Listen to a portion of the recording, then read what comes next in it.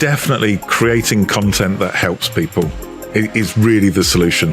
What really works is building a community, consistently doing events like webinars, and producing content specifically for certain categories. You earn that raise and you earn that job. Welcome to Future Fuzz, the digital marketing podcast. Hey everyone, welcome to the next edition of Future Fuzz, the digital marketing podcast. Thanks for joining us today. Today I'm joined by Morgan Ratcliffe, who's a co-founder and managing director of Notist, the agency where companies go to stand out. From humble beginnings as a blogger to co-founding a powerhouse marketing agency with his brother, Morgan's the better looking one. Morgan has helped businesses generate over 4 million in sales, 4 million pounds, I should say, in sales in the UK. In a crowded marketplace where everyone offers the same services, the same promises, and the same feel, your story is the only thing that truly sets you apart. And that's what Notist are all about. Story-driven marketing, which helps brands build trust, create connections, and gain authority. All the while getting millions of views, literally millions of views on LinkedIn. Morgan, thanks very much for joining the podcast today. How are you doing? Pleasure, mate. Yeah, living the dream one day at a time, as I said before. I'm going to send you that introduction. You can use that for other stuff in the future. Thank you, ChatGPT, for creating that for me today. Don't worry, mate. It's going on the Tinder profile. Don't you worry. On the Tinder profile. Fantastic. Good. So, Morgan, from humble beginnings, right? So you started the company up with your brother. And when we chatted a couple of years back, you were in Portugal. So maybe just tell us a little bit about the story about how you got where you are today. Yeah, of course. So the company actually started off the back of my brother and I just not being able to afford to do anything. So we both played football to a half decent level in England, no real educational background. And then we leveraged the football ability to go to America and do scholarship there and do degrees out there. That being said, you can't work in the US whilst you're there. So towards the back end, it was an absolute nightmare. We were trying to pick up kind of half dead end jobs. We were scrambling. And then my brother got a job in marketing. I got a job in finance based in the UK, and we were working remote. So long story short, we started the company, started posting on LinkedIn, documenting the journey, doing what we were doing, launched. We got one initial client. That initial client ended up, I think, signing £7,000 or £8,000 of recurring revenue in the first month. We were like, God, we've got something here. And then we both quit our jobs, moved to England, and we grew up in Burnley. So instead of living in my mother's spare room, we thought, oh well, where's nice in Europe? We booked a 4-day holiday to Portugal and signed on a lease there, and we decided like, okay, well, let's see if we can do something here in Porto. So we did 2 years there. We went there with one part-time team member. By the end of the second year, we had 15 full-time. So it worked. Wow, that's like an incredible rise. And that's all basically happened over the period of like 2.5, 3 years, right? Yeah, 2.5 years in business. Started obviously with just my brother and I, and we've just opened a fancy office in Wilmslow, 20 of us full time now, basically. And that 4 million revenue we've generated numbers, honestly, much bigger now. We should probably get it updated, but it's probably close to 10 to 20. We got clients like the NHS, work with a ton of brands all over the world. So yeah, it's been a fun couple of years. Nice one.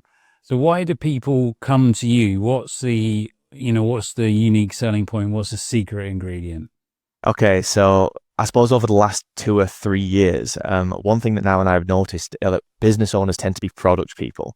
So we specify in B2B specifically, but one thing that business owners are always product people, whether that's marketing agency, whether that's manufacturing, they're all product people. So they understand their business well, but they just don't understand how to communicate that online well. So they struggle to get noticed, stand out online. Maybe they've got a great business, but they just can't communicate that well, specifically in B2B. So you see the B2C world, brands like, I don't know, Specsavers, Duolingo, all these B2C brands that are like really blowing up on socials.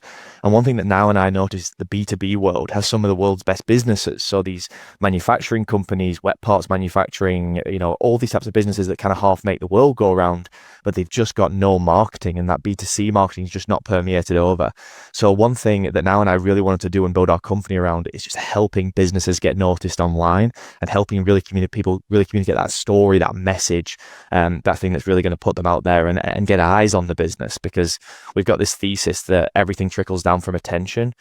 especially if you're, an amazing business, like great case studies, great story. How did the business build? What problem do you solve? And communicating that well online is something that we really do. So that's what businesses come to us for. Amazing. And you're getting a huge amount of views on LinkedIn as a company and as a team, right? And that's not easy to do. That is not easy to do. It's like LinkedIn is getting busier and busier by the day in terms of content. It's different from other platforms, right? Different from Instagram, different from TikTok, what have you. So can you go into the numbers first, right? So where were you 18 months ago in terms of team numbers, in terms of impressions, and where are you now? Yeah, so I bet something like a year, 18 months ago, I bet we were doing a couple of 100,000 views a month. And now we'll do, I don't know, circa 10 million views a month across the team, maybe more. If you talk across the client base, it's way more than that. Like often we'll be doing 1 million views a day for clients type stuff. So it varies month to month, but especially as the business grows and we have a larger client base and we take on bigger pieces of business, we're doing millions of views a month. Yeah. Yeah. And what was the game changer, you think, to get to what were the few key things that you implemented to get from hundreds of thousands to millions? Okay, so views specifically, like the framework that we use to go from, 1 or 2 views a month to nearly 10 million views a month was something like, well, social media is constantly evolving and it's about staying at the forefront of kind of what's new, what's possible. And that's what we really try and focus on for ourselves and for businesses. So one thing that people miss out when it comes to socials is that they post every so often about themselves, about what they're doing, about, kind of just boring stuff that no one really cares about. And they don't look to evolve that content. And so, for example, communities just built on shared interest. And when it comes to a business, it's no different. So for us specifically, it's like, well, what do we talk about? Well, we talk about B2B marketing. We talk about great campaigns. Well, we could just talk about the great campaigns we're doing, or we could put out amazing campaigns people want to engage with, give out great valuable insights that people want to engage with and learn from. And then keeping that up at the forefront in terms of, what's going on, what's possible with social, and then really evolving with the platforms has been massive for us as a business, but really focusing on that feel of communities built on shared interest. How can you create this feel that, why would someone follow you in your business? What value are you giving them? And then really beating that drum. So that was the real jump that we've taken. If we were still doing the content we were doing 18 months ago, we wouldn't be where we are. It's been this constant evolution of storytelling, of building those profiles, of really staying at the front of what's possible. And that's kind of how we got there. Amazing. So let's talk about posting, let's say posting properly or properly posting, right? I've heard a few things on this. I'm sure listeners to the show will have as well. So cadence, right? So how often should you post? It depends from a business perspective or a personal brand. Personal brand. Let's go into personal branding. Okay, so if I was going to build a personal brand today, and the question was, okay, so how often should I be posting? It massively depends on the value you want to provide. So like for us specifically, we post Monday through Friday, but that's just because I feel like I've got the type of value that I can put out daily. I want to keep people updated on the journey, want to make them feel like they're involved, give value. That being said, if you're just throwing pieces out there and it's not really curated and there's no content strategy behind it, I'd say don't post at all. Like sit down and think, okay, well, what type of content strategy should I build to achieve the goals I want to achieve? Whereas most people with a personal brand will just sit down and say, today I went to an expo. Here are the 4 things I learned from the expo. And what you've got to really think is, again, back to that community built on shared interest. There's no difference with a personal brand. Like no one cares about me and no one cares about my brother. But what can we do to really bring you into the ecosystem and make you feel like you're part of the process? So it's kind of a dodge to the question, but I'd say that the cadence should be, you want to be kind of at front of mind constantly, but you also want to be providing real value. So it's the balance between how often are you posting and the value that you feel like you're bringing to the audience community, whatever you want to call it. Right. You're right. That's interesting. So would you also say it's about having the golden thread between the stuff that you're posting? There's got to be consistency with a value that you're bringing. I think it massively, so when it comes to like pulling a thread through content, which is like, what is this person known for? Yeah. I think it massively depends on what you're trying to achieve. So say, for example, you turn around to me today and you're like, actually, I really want to build, for example, a marketing company. And you say, right, I want to build a marketing agency. and you just decide to post marketing tips every single day, one thing that misses massively is why you? Like, why are you? What's the credibility? Why would I follow you? Why am I built around you? Right. So I think that people have this idea that if you want to talk about marketing, you should talk about marketing every single day and then get to this point. One thing that I find valuable, or especially with the people that I follow or people that I'm engaged with, or especially with client success, for example, it often plays into why you, who are you, what problem do you solve, what is this problem that you've seen that you can add a solution to? Yeah. And then the thread that you pull tends to be you as a person, especially within the personal brand. Business is completely different, but within the personal brand, it's like, can you bring someone along for the journey and allow them to see the behind the scenes and what's going on, and kind of pull this thread of you and being an individual? That's kind of what we've all got as a USP. It's like, well, it's tough to be me, it'd be tough to be you, especially if you're not you. So just being yourself and pulling that thread. What are you interested in? What are you reading? What have you learned this week? And if that happens to be in your industry, it tends to be better, especially if you're trying to build a business. But for example, like, I don't post about marketing stuff 24/7. It's much more around things that we're doing, company updates, things that I'm interested in, that type of stuff. Real human connection, things that people can relate to, right? Because you're taking them on a journey. Yeah, that definitely makes sense. And then what about on the business side of things? So company posts, company pages, anything. Well, Cadence is a tricky one there, I'm sure, but any real insight on what companies should be doing? Yeah, absolutely. I've got a million, especially from the B2B, especially from the B2B front. But when it comes to company marketing in general, on socials specifically, we use a really, really simple value framework. So I don't know whether you've ever read those like cheesy Gary Vee books where he talks about jab, right hook. But you see brands like SEMrush, like B2B brands like SEMrush doing this really well, where they put out mostly memes, videos, carousel, value, fun. And they allow people to know the brand, get eyes on the brand, see who they are, feel like they're involved in that process. And they get this real stir around the business, and then they drop things of value. So like, for example, from a business standpoint, what I'd be looking to do if I was like, right, I want to take over socials, LinkedIn's the platform I'm going to be using. How do I create a content strategy that works well? The first thing I'd be doing is, number one, documenting the team, documenting the value in the team. What are we doing? What problem do we solve? Why us? Answering that question, the story, allowing people to enter the ecosystem. Second thing's value in general. So like, what free value can you give away to make people think, God, this company understands my problem? Or we do this all the time where it's like, if a business is facing a very specific problem, it's not often the problem you think it is. It's the problem someone's moaning to their spouse about. They go home and they moan to their husband, we're dealing with XYZ. They're talking about how you solve that problem. And the last thing that's really important is actually giving people a place to go.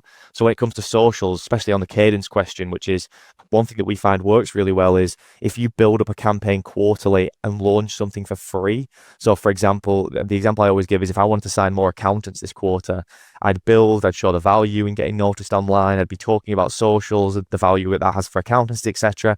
And then I'd launch a free 3-step guide for accountants to get a million eyes in the business in 2025, or to lower customer acquisition costs for accountants in 2025. The only people that will ever download that resource are accountants that want to get a million eyes in their business, and then therefore we give value to them and we can capture traffic. So it's not just about getting eyes on them through socials, that fun, that storytelling. It's also like, well, how can we build to a place where we've given them so much value that they can take a next step? So all parts of that's super, super important, but quarterly tends to be the hack. Future Fuzz is sponsored by SalesSource, B2B pipeline management and sales growth for your business.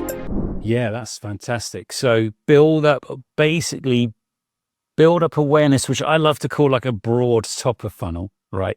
I don't know why people call it a funnel, because someone said it should be a mountain, especially in B2B, because the lead has to climb up the mountain.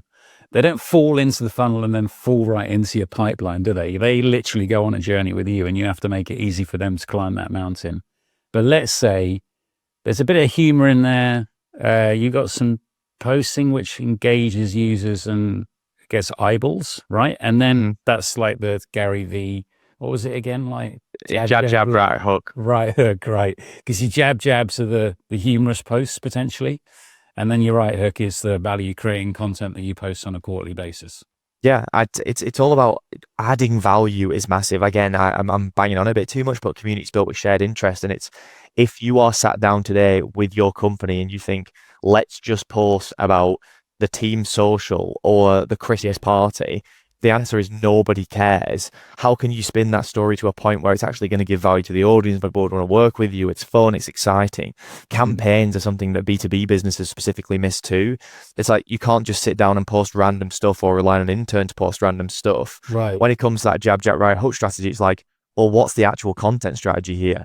And as well, one thing we kind of mentioned here is that content's continuously evolving. So you have to have a content strategy that's continuously evolving, reactive, exciting. Video, for example, something that's really blown up in the last 2 years. Yeah. Do you have a great video strategy? Are you storytelling? Are you introducing the characters within the business so people can get to know them? And then at that point, once people really understand the problem you solve, the credibility, the people you're working with, the excitement, then you can take them to the point where then they're going to purchase. But often we find the funnel approach, especially B2B, just doesn't work. Like if you want a traditional funnel looks like you put out a little bit of content, you run some paid ads, and then you push directly to product. It's like people know who you are and then they purchase. B2B doesn't look like that at all. A lot of people that are business owners, marketing directors, heads of sales, heads of growth, heads of partnerships, they don't want to purchase through a funnel you've pushed them down. They want to browse, they want to purchase, they want to see. So your content strategy should really keep you front of mind, be exciting, allow them to do this, allow them to dip the toe into a free resource. We call them products for prospects, like something free that will give them value. Allow them to jump on a quick call, allow them to do this, allow them to go and see a piece of long form content, a webinar, a masterclass. Give them all these value points. And then at the point where someone comes with budget and says, the business is amazing, we're struggling to get noticed online, let's push budget towards that this year. That's the moment someone, for example, comes to us and says, oh, you solved that problem. We know who you are. We've got value from you. And then they take that next step. Fantastic. Let's go on to paid ads on LinkedIn. So notoriously expensive, right? Yeah, they're only expensive because I reckon people put some ad live and then it goes horribly wrong and they don't get any ROI. And then they say, oh man, that was really expensive. That didn't work. You posted a lot about that recently. So are there any piece of, because I'm coming at it from a layman here, right? I'm guessing that the creative that you post on LinkedIn ads is the winner. I'd say partially yes and no. Okay. So to answer the question is, traditional ad strategies on LinkedIn just do not work. So if you sit down, so like for example, for us, we're a marketing company. We put a fun creative out there. We push a ton of paid spend around it. Yeah. No one in the world of ever has gone from seeing a paid ad to clicking on a paid ad and paying me thousands a month for a service on marketing. It just doesn't work. And especially with high ticket services, high ticket product in general, especially B2B, B2C is completely different. Direct response ads, there's copywriting, there's a million things there. When it comes to B2B, the strategy that we use for LinkedIn ads is massively different, and it kind of lowers that cost of customer acquisition. So there's two roads to look at it. One, you run a massive ad campaign, you build fun creatives, and you spend paid spend on it. Doesn't often work. The second version of that is like, for example, we've sat down quite recently with a client who was launching a health brand. And you can say, right, well, we could run ads towards this health brand. It's a high ticket service. You pay them, they do blood work, etc. And they want to make you healthier for CEOs, founders, business owners. Or what we did is we sat down with that person. I don't know whether you're familiar with like the, Harry Potter house quiz. Do a quiz and find out which Harry Potter house you are, or do a quiz and find out what star sign you are. We help that brand build out a quiz to find out your biological age. If you are XYZ, find out your biological age.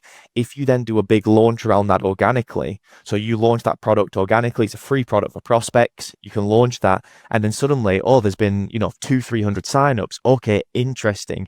At that point, you've got the data to say, well, what we can do is let's put paid spend behind this product, capture emails of people who are actually interested, and then you can upsell them on that value ladder. So again, kind of for us going back to that accounting example, if you said to me, oh, Morgan, put a successful paid ads campaign together, I'd build organically, and then I'd put out a couple of free resources around accounting that I thought was going to capture email addresses of accountants. I would see which one was the most successful, and then I would launch an ad campaign around it. But one thing people miss is as a back end of all this is that LinkedIn has an amazing feature where thought leadership ads, where you can run ads against pieces of content. So if you've got a great content strategy and you've been putting content out there, written content, carousels, whatever that looks like, you can take the most high converting ones, repurpose them in a form of like, oh, we're pushing towards this product, and you can run ads against content that does well. And like, for example, like I could get you to do a post, oh, we worked with Notist, they helped us do A, B, C, and D. Today they're launching this amazing free resource. I'd take a look at it, and then we can run paid spend behind your content too. So really important to take a look at this when you're going to launch something, product prospect, something free, an ads campaign. The first question is, who are you launching with? Have you got 5-6 prominent people in the industry? Are you running ads on that content? Have you got great creative? Is it something that people are you solving a problem? That's all questions. And then also, is it somewhere people want to go who can buy from you? So it's about creating this value ladder of, wow, everybody's talking about Notist. What's that company? What do they do? Oh, they're giving away a free XYZ. Well, why wouldn't I? If I'm a business that wants to get noticed online, why wouldn't I put my email into that? Now I put my email, you're now in our email channel. We're now offering free calls with the team, a free workshop, a free this. And then we take you to that point where you think, you know what, we've got 100,000 in marketing spend. Let's work with the guys. Very good. So let's pick up on one thing you mentioned there. I just want to get this absolutely straight. So one of the things that I see is that I see the same ad over and over again, and very often it comes from a company page. But what get this right? You can now put paid media behind someone's personal post. Yeah, Is that so a possibility? Yeah, they're called thought leadership ads, and it's a really, really easy way to take advantage of content that's already done well.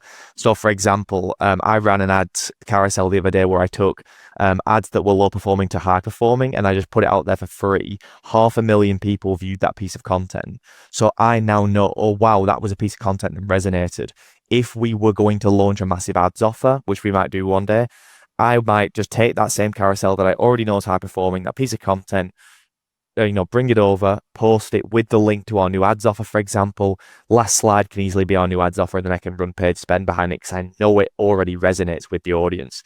So really, really valuable way to run ads, much less the classic, here's we're an accountancy, come and work with us ads. It doesn't really work in B2B from my experience. No, right. I saw an ad that was coming up, which I thought was quite engaging. It was the guy was talking about how high his email open rates were and his reply rates were. Bit suspicious on the email open rates because you shouldn't track that if you want to land in someone's inbox. But anyway, and then it looked as though it was paid media coming from a personalized page. It wasn't coming from a company page. Yeah. Okay. Yeah. Very, very doable. Thought leadership ads. Yeah, and you can run those ads on other people's content too for your campaign. So, like, for example, say, scaling up that accountancy example I've given you, imagine that we had 6 great case studies of accountants. And instead of paying a traditional influencer, someone with 100,000 followers, which will cost you, 10,000 or whatever for a piece, I can take those 4, 5, 6 accountants that I've already worked with, have their VP of marketing, their head of marketing, all do a piece of content on the same day. And then I can run thought leadership ads on their pieces of content. And that actually has more power than posting with traditional influencers, because those are people that are respected within those certain niches. Right. And then everyone's like, wow, everyone in the accounting industry is talking about Notist. What are they doing? And we haven't done this as an example, but something that we do for clients all the time in engineering sectors, in these types of awkward sectors, you can pick key people, make them part of the campaign, obviously involve them, and then you can run ads against that piece of content. So really, really useful strategy. I'd recommend it highly with B2B. Love it. And then we touched on it a bit before, but what's your feeling on video? So LinkedIn have implemented features before which have kind of died. Do you remember stories? Yeah. Do you remember that, right? Yeah. They tried implementing that, which was kind of a bit like an Instagram story or what have you. You could update your status. That's gone. And they've done other things as well that have basically fallen flat. Everyone remembers when polls came out, everyone was doing a poll. You can still do them. They're really good. I get loads of impressions from polls. But video seems to be sticking now, and the kind of TikTok style video creative is in the platform. But what's your take on that? So what should people be doing with video? Okay, so B2B video specifically on LinkedIn is basically an untapped resource for businesses. So just to give you an example, is that we've done maybe 2 million views in the last 4 weeks on video. That's just from me and my brother. And we do this for clients all the time as well, but it's so valuable. The thing you've got to do that's different is that, for example, an Instagram video or TikTok video won't perform on LinkedIn. It has to be business focused, has to be value focused. It has to have great storytelling. Introducing characters is massive for businesses. But I think it's just such an untapped resource in general. Imagine you're, an engineering firm. We have a client who's an engineering firm based out of Northern Ireland, two brothers who started this amazing business, 190 staff now, and they've been doing word of mouth, for example, for a long time, but they've got this really visual product. It's like they create these massive pieces of stuff for the farming industry and the agricultural industry. They've got this amazing team, and still video tends to be this, still shot, the founder talking formally to the camera. Yeah. And like, it just doesn't work. Whereas if you can do great storytelling, great day in the lives for the team, exciting stuff, launches as well massively. You're launching a new product, you're launching a new service, you want to document a client case study. Like, doing those in fun ways is an easy way to get, 1 million views, 2 million views. And more we're doing big launches for clients around video. So if we're going to launch a resource, something free, a product for prospects, we'll go build a full video strategy around it. We'll have short form video building up, a great launch video, short form video on the back end. And it's an easy way to guarantee, 500,000, 1 million views on a campaign, because you can create that compelling stuff. That being said, in terms of conversions, not the greatest for, like, you don't want to convert from a video to a resource or convert from a video to product, but it's just a great way to get eyes on a business. And I think just creating that human connection, like, for example, if you see me on video, you might feel like you know who I am, know the personality, know the behind the scenes. You can get to know me, and then you can become close to the point where you think maybe I'm someone you'd want to work with. It's almost invaluable. So yeah, I think massive thing people are missing. Yeah, definitely notice I've gained more followers the more video I've done. And did a great podcast with a guy called Justin Vago, who only does LinkedIn video. That's really worth checking out. But I do notice it's like, the vanity metrics are not always there. So it didn't maybe get that many likes, but who cares, right? Because you're getting eyeballs. And when you're watching a video, do you want to like on it? Like it, comment on it, or something like that? But yeah, I think it's really key, and it can make a big impact. I'm just wondering now, like, it does feel like LinkedIn's going to stay with it and stick with it as a feature, because like I said, they've come and gone in the past. And really keen to see some more long form video on LinkedIn, because they're losing... the big LinkedIn, they are losing potential audiences to YouTube, right? Because YouTube's stepping into the podcast world and Spotify's going into the video world. And I just wonder, like, if LinkedIn might move to more long form stuff. What do you think about that? I think potentially they will, but I would be not to be anti LinkedIn here, but I would be anti LinkedIn long form video, because, like, one thing that I really love is taking people off platform. So one thing that I think is really powerful for businesses in general, so, like, for example, what's a better strategy? One, we do this podcast, and you post the podcast live on LinkedIn. It's the full, X, Y, and Z hour podcast, and a lot of little clips, and we drive traffic to it. Or if you put out 4 or 5 clips and then you leave them on that little bit of a cliffhanger, and you say, you know what, all you've got to do is put your email in right here and we'll give you access to the full video. From a creator perspective, it's much better to give away the content for free and build following and do X, Y, and Z. But from a business perspective, it's much better to put out great short form and then convert those people from LinkedIn to an owned audience. So it's a little bit of a kind of a two-sided marketplace there, where if I, from a creator perspective, would love to be able to put LinkedIn long form on there, great masterclasses, great storytelling, etc.